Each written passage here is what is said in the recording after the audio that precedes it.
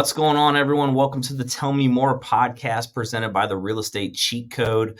I have Jett Gibson with us from Jett Gibson team with Realistar Realtors. Jett, thanks so much for jumping on with us today and taking time out of your day to just talk about real estate and your journey. Yeah, of course, man. I appreciate the invite and you guys having me on. It's a great time to be here. Jett, one of the things that I'm passionate about, and I love these types of conversations because we've been friends on social media, but really haven't had a chance to get to know one another on a more personal level. So I'm always excited to have someone like yourself that I don't actually know, right? Just to kind of learn, the thing about this podcast and what I like to do is I like to help people get into the business and to show them that the failure rate in our industry doesn't have to be 87%, and that you can come from different walks of life and different career paths, and you can do real estate your way and find success with it. So what we do is we always start in the beginning. So for you, what was life like growing up as a kid? Growing up, well, I guess I won't go into too many details, but my parents were split when I was growing up. So living in separate households, 50-50. My mother lived in Columbus. However, her address was thankfully Dublin City Schools. My father lived in Pickerington for most of my life. So kind of different sides of Columbus there. But I've got an older brother and I've got a younger sister as well. So I'm the middle child. I guess we didn't have a whole lot of family growing up. So it was kind of just us. Yeah. And, played sports growing up, that sort of thing. So I had a relatively normal childhood, nothing too crazy, so to speak. Did you end up going to college and that career path, or did you jump into, the workforce and start, working right out of high school? What was kind of that next step for you? So I actually did not go to college. I got into real estate actually right when I was 18, believe it or not. Wow.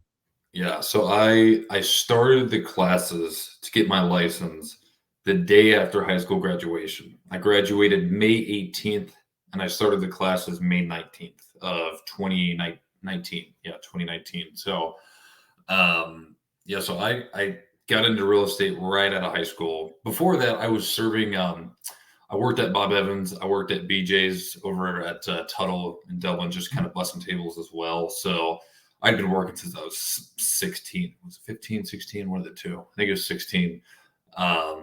So yeah, I was doing that. That's how I paid for real estate school. And then I got licensed in September of 2019. So it took me about 3 months to get my license.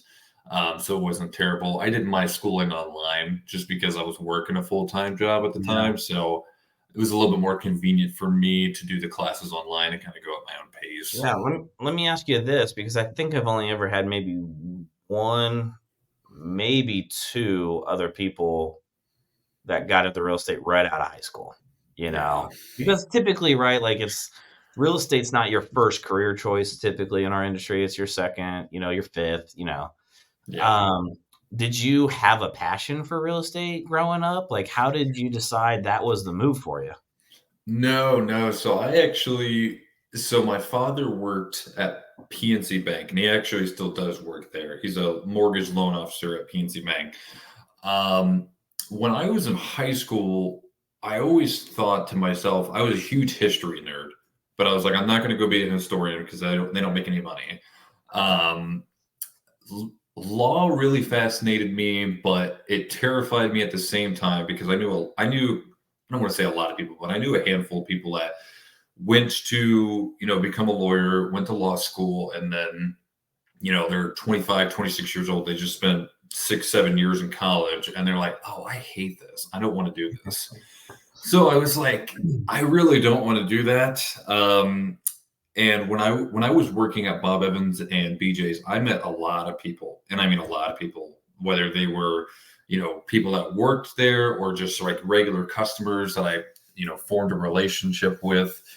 A lot of them had college degrees, but they weren't using their degree. And whenever I came across that type of person, I always asked them the same thing. It was, why are you doing, work? Why are you working at Bob Evans, or why are you working at BJ's when you have a degree? And it was oftentimes the same two answers. It was either they went to college thinking they knew what they wanted to do when they were 18, 19. And then by the time they realized it was too late, and that they didn't want to actually use it, they were like, screw it, I'll just go ahead and get my degree, and then I'll kind of just figure it out from there. And then they end up not using that degree.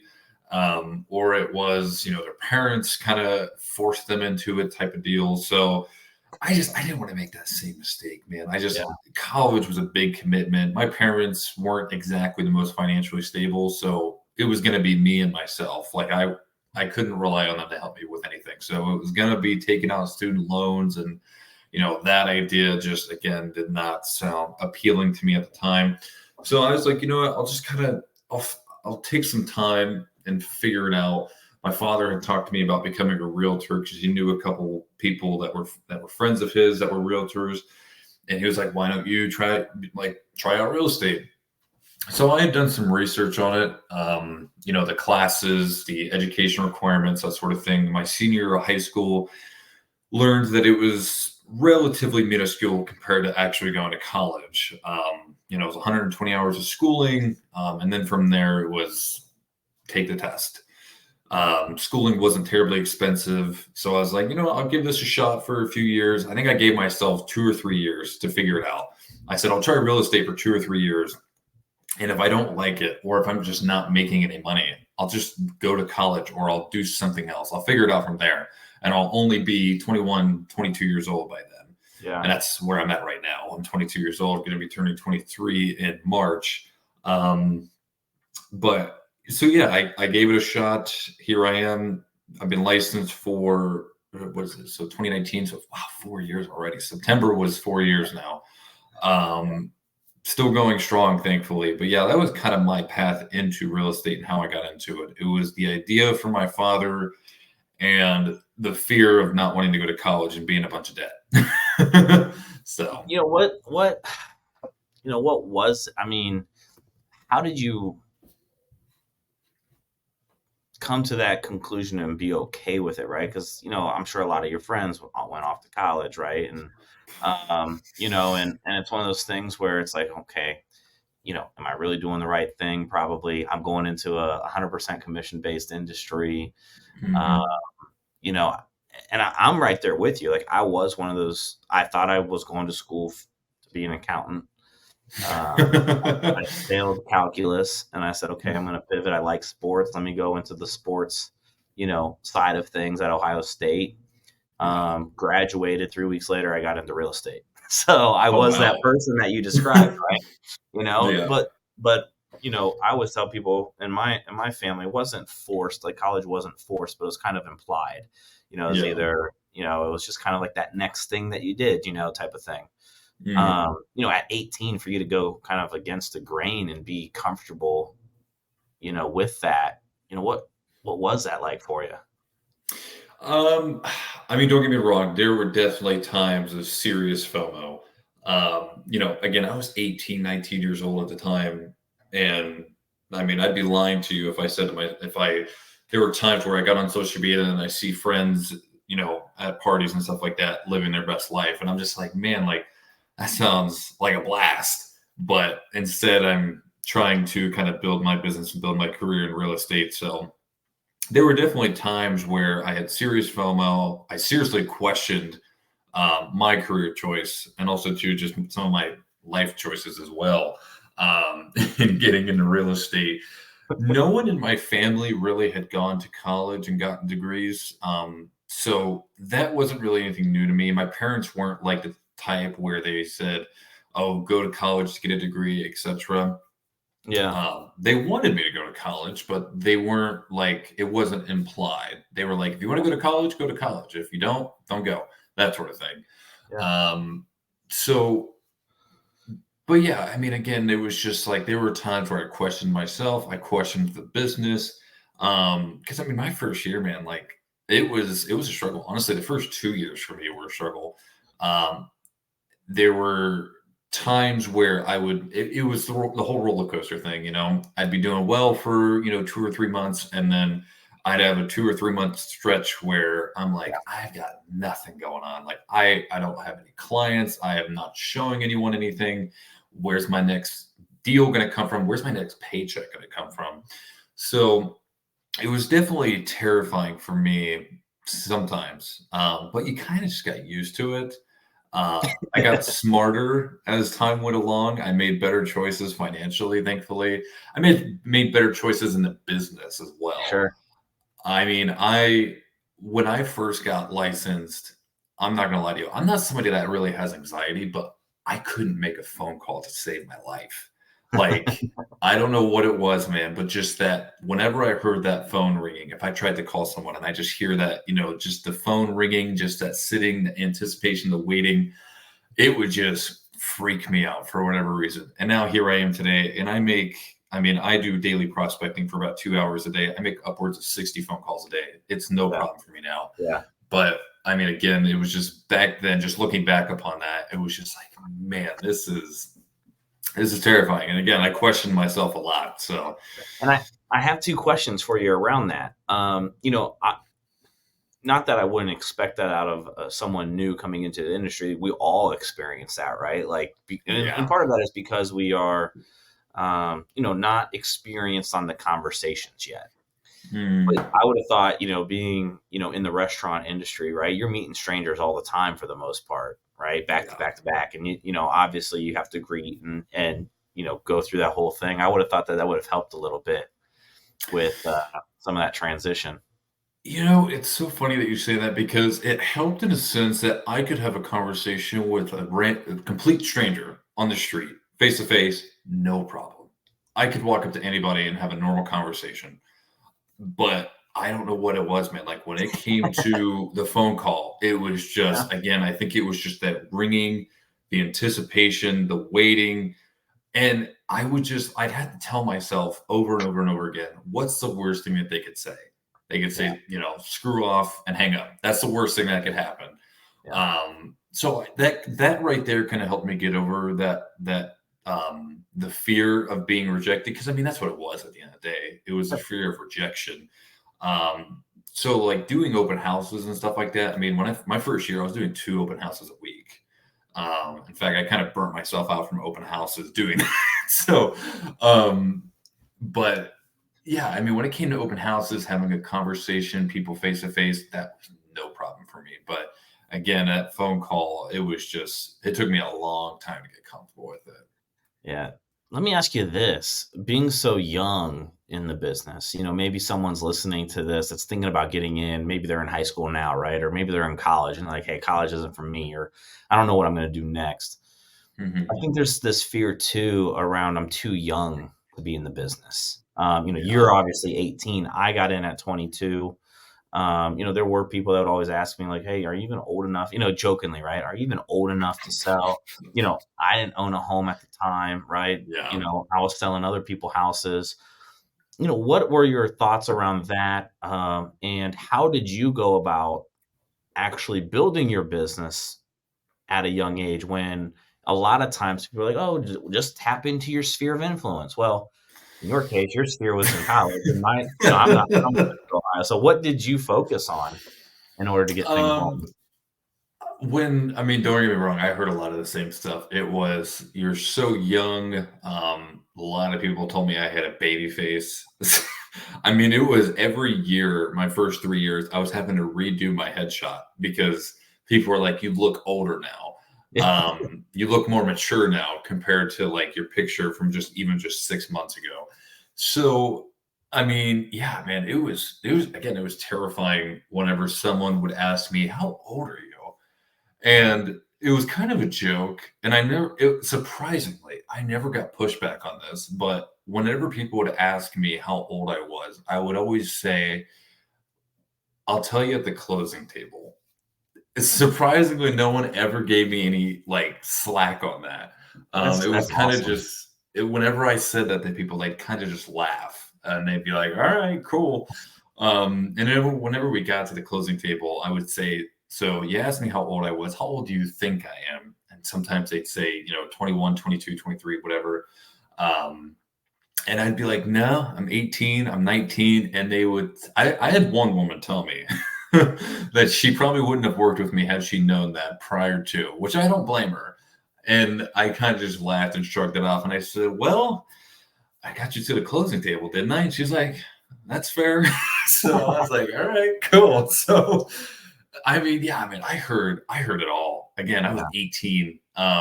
So it was just getting over it. That's because I also too, I had a couple people that I knew as well that were licensed, 21, 22, 23, who'd been in a business. I knew one other person that was licensed when they were 18. I knew someone else that was actually my age that was 18.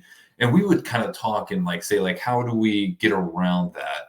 Hmm. So, there's always that conversation of, oh, like I'm younger, I'm more hungry, sort of speaking.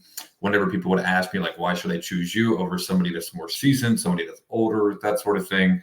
Um, so we always tried to do whatever we can to kind of, spin it to be a positive. Yes, I'm young, but I'm hungry. I don't have a huge book of business. So therefore, you're going to get all my time and energy, essentially. I'm not running around with 10 other clients. It's you, and that's about it. So you had this kind of spin it sometimes to make it seem like a good thing to be young and maybe Yeah. not as experienced. No, I tell agents all the time, like, lean into it, right? Yeah. Like, now that I've been in it 12 years, I don't have all the time, Yeah. and I'm like, that's your competitive advantage, right? The competitive Mhm. advantage is I'm here for you, and I Right. got into the business. I always told people I'm free 9 to 9, Monday through Sunday. What do you want? Let me Yeah. know I'm there. Yep. How did you build the business? Starting so young, and obviously your friends obviously weren't buying, but for those, maybe getting started, what did you Yeah. focus on? So for me, it was my first 2 years, and honestly, maybe even 3 years, but it was just all online leads for me, man. Mm, I mean, I didn't do, I didn't close a deal from somebody in my sphere until 2022. And again, I've been licensed since 2019. So it was just all online leads for me. Now, when I first got started out, I was solo. But I had at my first brokerage that I was with, I had a mentor, and I'll give her credit. She taught me a lot of things. Um, but I mean, it was just, I was solo. So I wasn't on a team essentially. And I was with that company for about 7 months. And then I was recruited to another team. Actually, I was recruited to a team at a different brokerage. Um, and I was with that team for about a year. And while I was on that team, they provided you with some leads, but they also taught you how to, generate your own leads. So mhm. that was very helpful. Just being able to learn how to generate my own leads and that sort of thing. So, I mean, again, 99.9% of my business, my first 2 or 3 years, it was just all online leads, man. What It was, or go ahead. what I was gonna say, what made you go that route? Was it someone told you to go that route? Did you just know that's kind of how the business works? To do the online leads. Yeah. Because Yeah. most I people, mean, right, are like, I don't want to do cold calling. I don't want any of that. yeah. That's how I started my business as well. So I'm curious but I had someone that said this is what we're doing, right? Yeah. So like I joined a team, and that's what we did. I'm curious, as a solo agent, how did you know to do that? So, I mean, it was just, I knew even before I got licensed that, yes, I may know a lot of people, but everyone that I know is not buying a house. They're not buying for another 3, 4, Mhm. 5, 6 years, most likely. So I kind of just, I mean, I knew right away that everyone that I was going to work with was probably just going to be a complete stranger, and I just had to kind of face the fact. Which I mean, everybody's a stranger at the end of the day. Every friend was once a stranger at some point. So, I kind of just came to that conclusion early on, and when I went to the team, it was again, it was the reason why I went there was because it was kind of more attractive to me in a sense that it was a younger team. I think the average age was like 23, 24, and there was I think 8 or 9 of us on the team. Um, So it was nice to be around younger guys and them kind of be on the same level, the same page of like, hey, we don't have a huge sphere of influence, and nobody in our sphere is really buying right now. So a lot of our business is going to come from online leads. Yeah. So that sort of thing. So I kind of just came to that conclusion early on that that was just going to have to be the route that I take. That's awesome. I love it because, getting in, the majority of people are afraid to go that route. That's like pulling teeth. And I'm always, we're big believers in online. We still do online leads to this day. And Hmm. one of the things that allows your business to become a little bit more predictable, right? Yeah. Like you mentioned early on, I'm making 60 some calls every single day. Well, with online leads, you kind of know what those results are going to be. Right. Whereas, working your sphere and all of those things, typically you can't predict or guarantee when you're going to get that referral. Right, right. And it's definitely helped me in my career because it's now I'm at the point in my career where I do have people from my sphere, messaging me saying, "Hey, Jett, I'm thinking of buying next year or 2025, something like that." I've helped a couple people that I've went to high school with buy properties. So um, it's definitely helped me in a sense that I'm used to working online leads and I don't necessarily have to rely on my sphere. And also, too, it's helped me because now I do have a book of business, and that book of business is now referring me to their friends and family.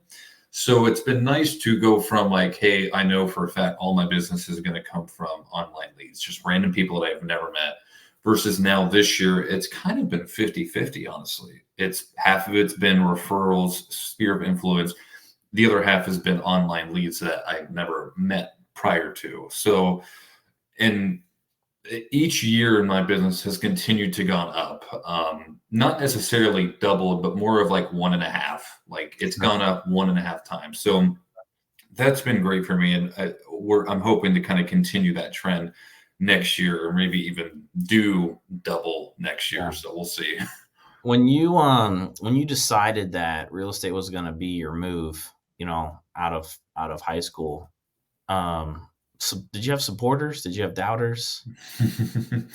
Well, obviously, my father was the one that gave me the idea, so he supported me.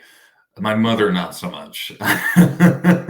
She's like, Jett, you're 18, like you're not gonna have a salary, you're not gonna have an hourly, you Yeah. know, it's 100% commission. She's like that, she's like, I don't know if that's the best move for you. And I said, well, I was like, because I am young and because I have time, Hmm. it's actually a great thing for me to try. Because again, I told myself, I'll give real estate 2 or 3 years. And if it's just not working, I'll go Yeah. find something else to do. I mean, I'm 22 right now. If I really wanted to get out of real estate, which I don't want to get out of real estate. Um, Although there are days where I do. um, Moments of time.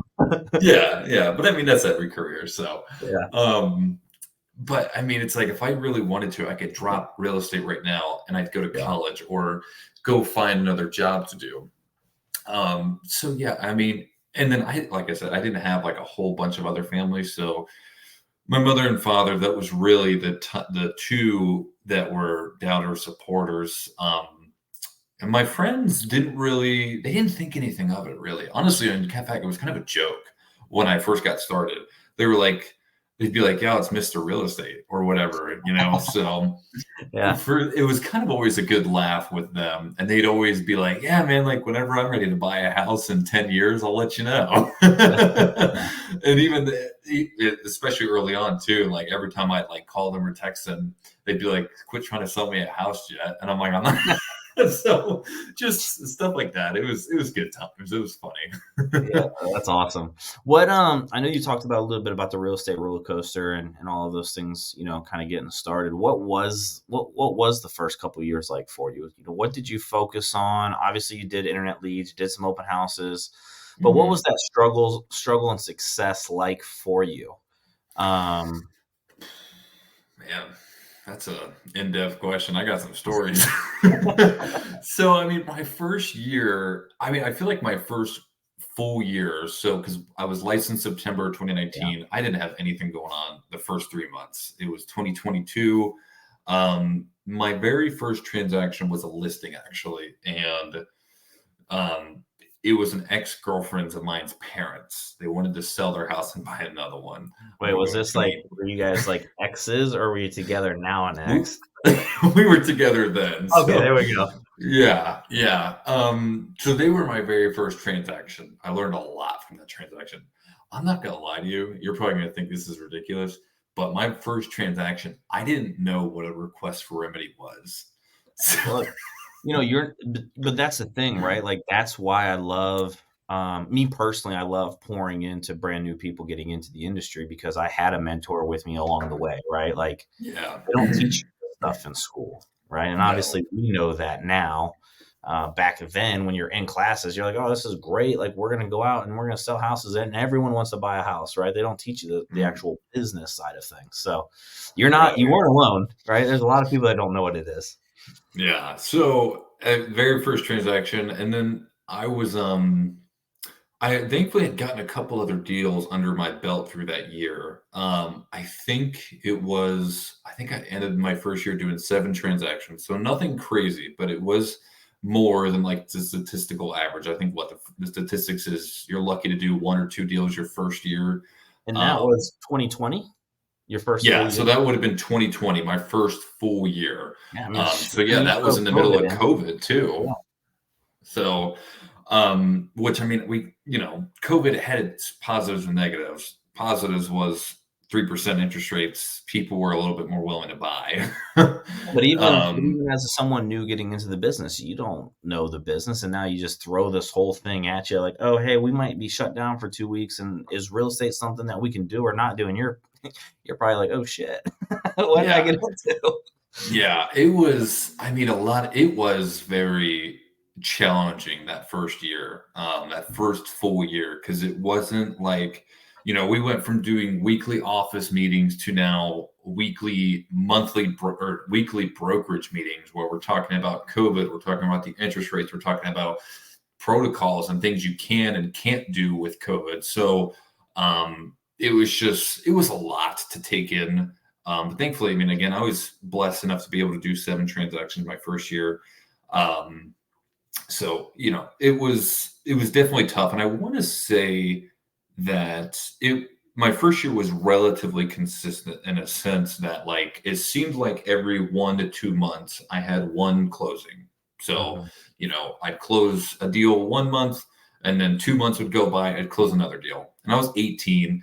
I did live on my own at the time, but I had a roommate, so it was kind of like we were splitting the bills, so it wasn't like super bad. I think Yeah. my monthly bills total was like $900, so it wasn't like that bad. So I could make a $5,000 check last a while because I was also very frugal as well. I hated spending money. I still hate spending money. Can't stand it.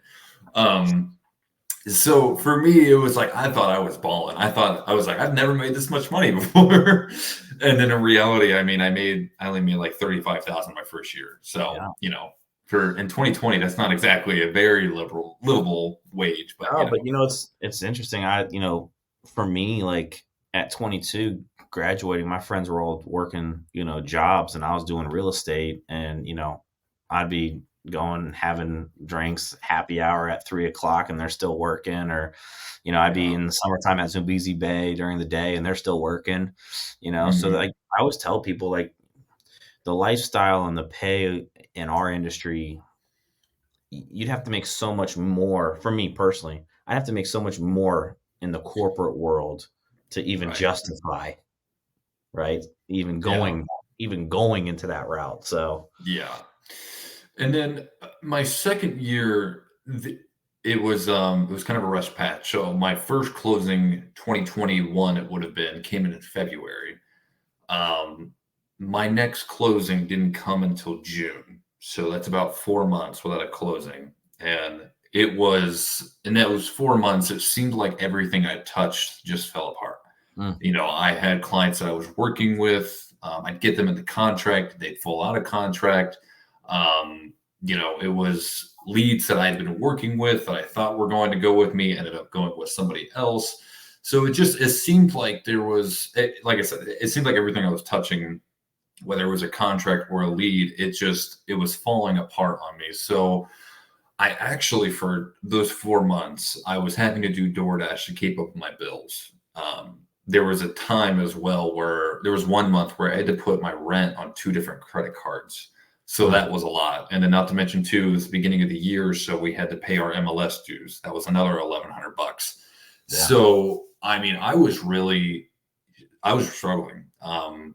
And I was just like, man, I don't know if this is going to work out real estate wise. In fact, actually, I remember I had an application out on Indeed and everything, and I was like, I might get out of real estate. I remember I had interviewed with a company doing like roof sales, and I met with them on a Monday, and they were like, "Hey, man, the job's yours." And let me take some time to kind of think about it, and I'll let you know. Um, and in that week, just seemingly out of nowhere, I had gotten, I think it was 2 people in the contract. And I was just like, let's see if this doesn't fall apart and I'll let you know. Thankfully they didn't. They ended up closing. So I was kind of able to get caught back up financially. I was by no means was I ahead, but I was finally Right. caught back up. Right. Um and so I mean, yeah, those 4 months, it was a struggle. And then the rest of that year, I think so my first year I did 1.3 million. My second year, I think I did 2.1 million, I believe. So that would have been 2021, I believe. Yeah, 2021. I did 2.1 million. So comfortable living. It ended up picking up the second half of the year and it was all fine and dandy. But yeah, I was this close to saying, I'm going to just get out of real estate and go do something else. What So that what was made tough. you what made you push through? Because there are those moments in our career where you are doing everything right.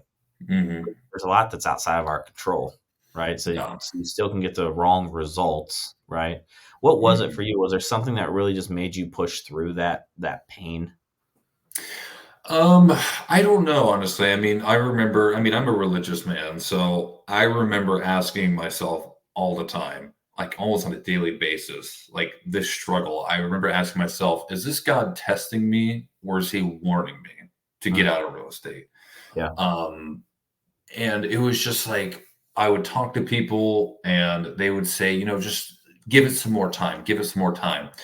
So I guess with the support of other people, but also too, again, there's always that voice in the back of your head whenever you are struggling, like, hey, take the easy way out, go do something else, go get a regular 9 to 5 job where you're going to have a salary and you're not going to have to worry about your next paycheck, that sort of thing. I don't know.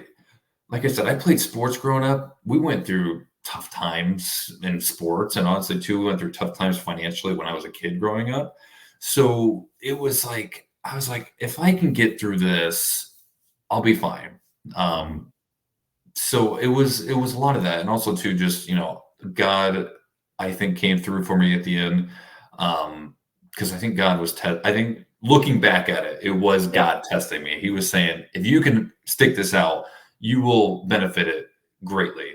And there was always that old saying, or not, maybe not old saying, but I just remember people hearing or people saying, like you never realize how close you are to fulfilling your dreams. And sometimes people can give up too soon. So I was like, you know what? If I can just keep on going, just make it through today and just get through tomorrow, I'll be okay. And thankfully, everything worked out, thankfully. So, What did you what did you learn during that period?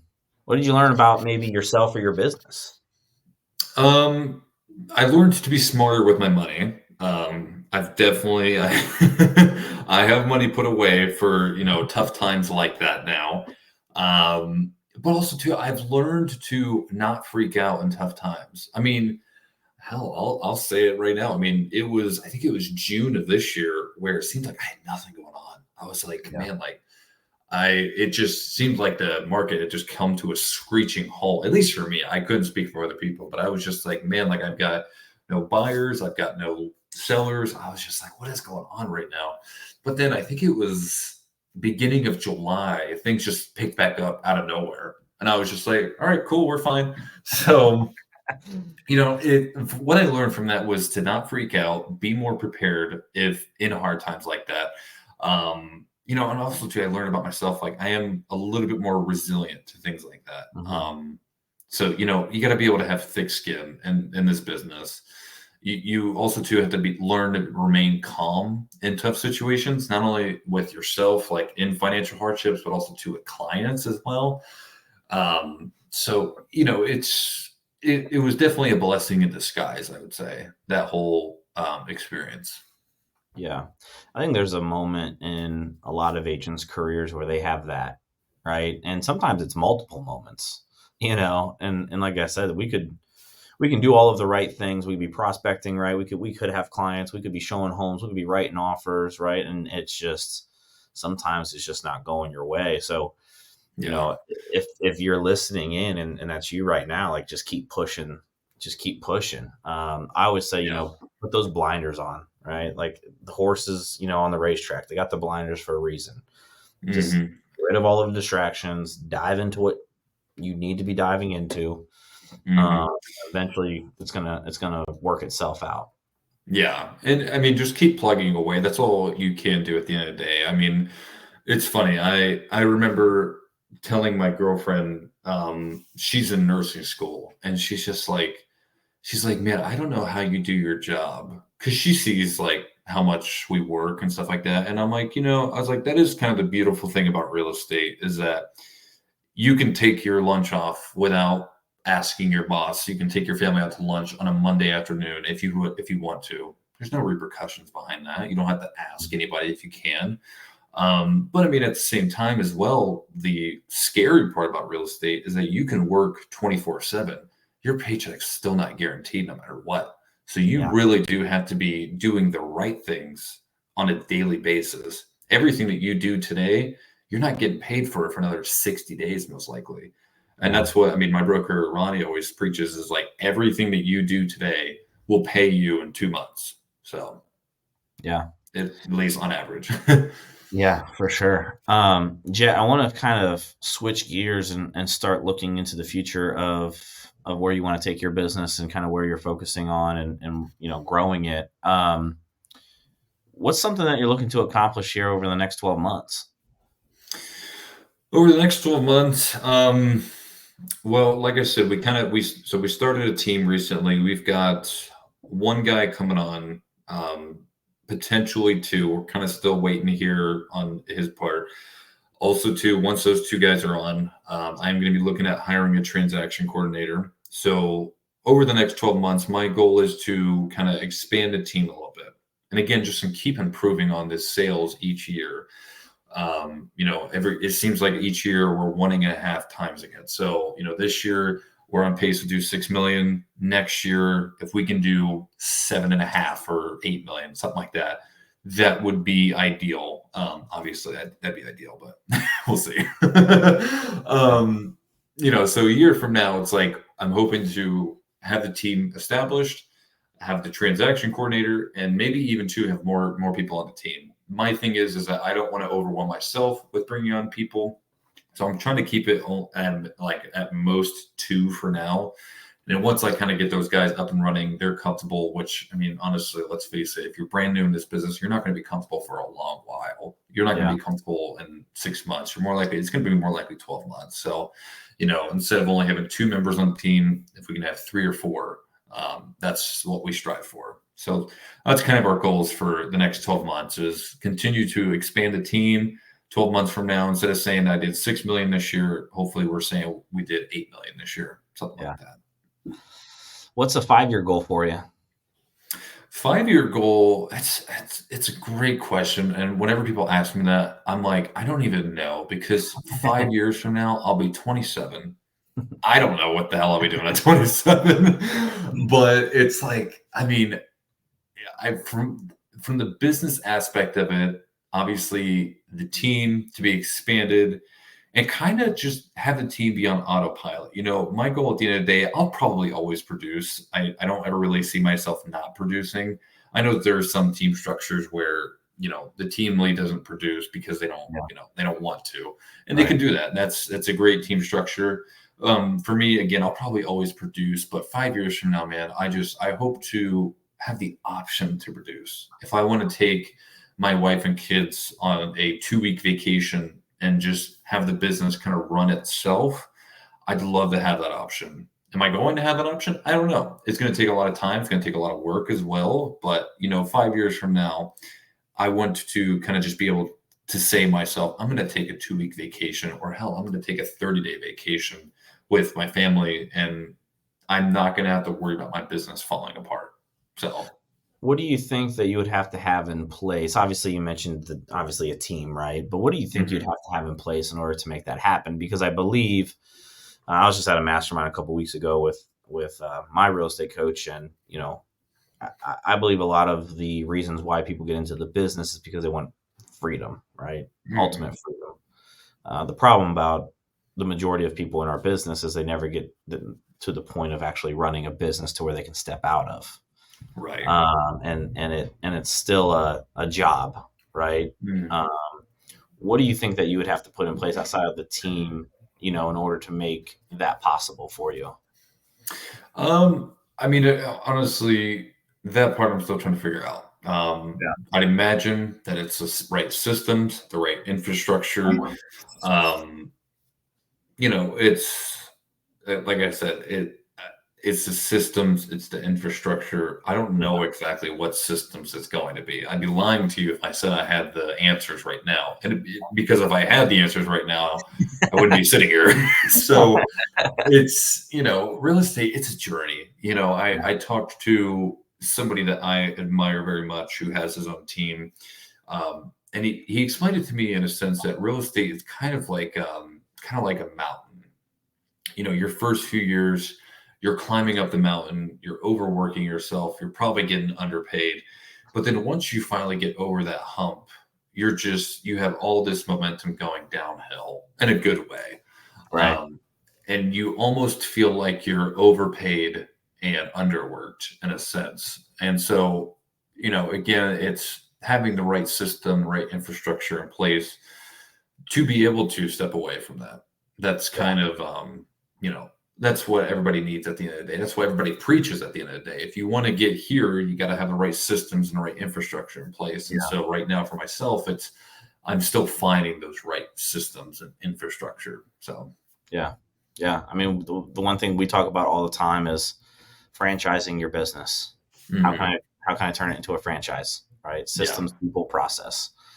Um, what's a this question might be hard for you, but what's a legacy goal for you? What's something that you want to accomplish or do when you're no longer here? That's a great question. That's a great question.